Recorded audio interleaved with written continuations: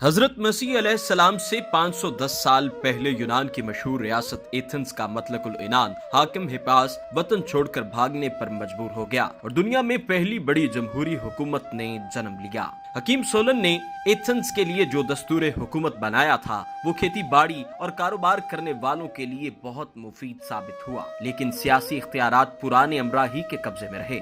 इससे उनके दरमियान खींचतान और कशाकश ने ऐसी सूरत इख्तियार कर ली कि लोग तंग आ गए।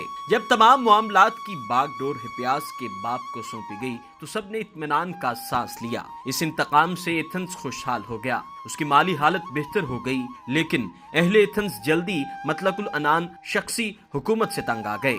उमरा में से क्लेशथिंस नाम एक शख्स ने इनकलाब का परचम बुलंद किया और मतलकुल अनानी का दौर खत्म कर दिया। अब क्लेशथिंस को नई हुकूमत का निजाम तैयार करने का जिम्मेदार बनाया गया। इसके सामने दो जरूरी काम थे। अव्वल ये कि अमराक के खानदानों पर काबू पाने का बंदोबस्त करे, दूसरे ये कि आइंदा मतलकुल अनानी के लिए कोई गुंजाइश बाकी न छोड़े। उमरा की कुव्वत तो पहले ही शख्सी हाकिमों ने घटिया दी थी। उधर इनके दौर में तिजारत और इल्म फन की तरक्की ने कौमियत का एहसास इस दर्जे पर पहुंचा दिया कि खानदान और कबीले के रिश्ते खासे कमजोर हो गए।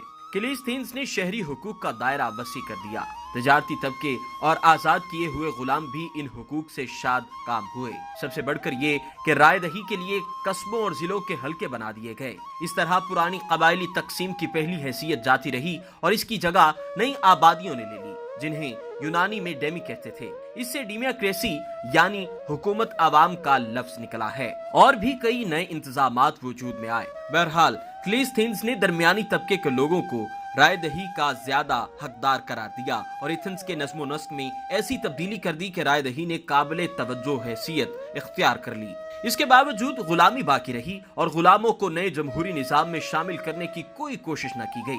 मतलकुल अनानी के इम्कानात को खत्म करने के लिए एक अजीब तरीका तजवीज किया गया, यानी वक्तन फवक्तन शहरियों से राय ली जाती कि आया कोई शख्स इतने असर रसूख का मालिक तो नहीं बन गया जो रियासत के लिए खतरे का बायस हो सकता है। जिस शख्स को कम से कम 10,000 शहरी खतरनाक करार देते, इसे 10 साल के लिए जिला वतन कर दिया जाता, लेकिन न उसे गद्दार समझा जाता न मुजरिम। जब वो मुकर्ररा मुद्दत पूरी करके लौटता तो उसे जायदाद और तमाम शहरी हुकूक वापस मिल जाते।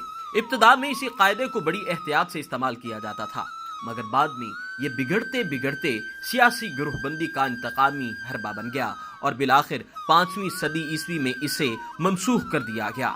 अगरचे ये जमहूरी हुकूमत बिल्कुल इब्तदाई खाका था और इसमें खामियां थीं, लेकिन फिर भी तारीख में ये नए दौर का संगे मील साबित हुआ और 1000 साल से ज्यादा मुद्दत तक कायम रहा। अगरचा एथेंस की 9 आबादियां छिन गईं, इसकी तिजारत और दौलत खत्म हो गई, बहरे रूम की दूसरी ताकतें असरो इक़्तिदार में मंजिलों से आगे निकल गईं, लेकिन जमहूरिया एथेंस की अजमत का एहतराम सबके दिलों में कायम रहा और आज भी मुहज़्ज़ब दुनिया इसी मंजिल मकसूद की तरफ बढ़ने की कोशिश कर रही है, जिसका तसव्वुर 2500 साल पेशतर एथेंस वालों के जहन में आया था। यूनान से दुनिया ने इल्म फनून सीखे और हम अब तक जितनी तारीखी मालूमात हासिल कर सके हैं, इनसे यही पता चलता है कि पहला जमहूरी निज़ाम यूनान में ही कायम हुआ था, मगर वो बिल्कुल इब्तदाई खाका था और इस लिहाज से सही जमहूरी निज़ाम नहीं कहा जा सकता कि यूनान में बसने वाले तमाम लोगों को यकसा हुकूक हासिल न थे। सही और हकीकी जमहूरियत वही हो सकती है जिसमें सब लोगों का दर्जा यकसा हो। देखें दुनिया इस नस्बुल ऐन तक कब पहुंचती है और बड़ी ताकतों ने मुख्तलिफ हेलो बहानों से जो तसल्लुत कायम कर रखा है वो कब खत्म होता है।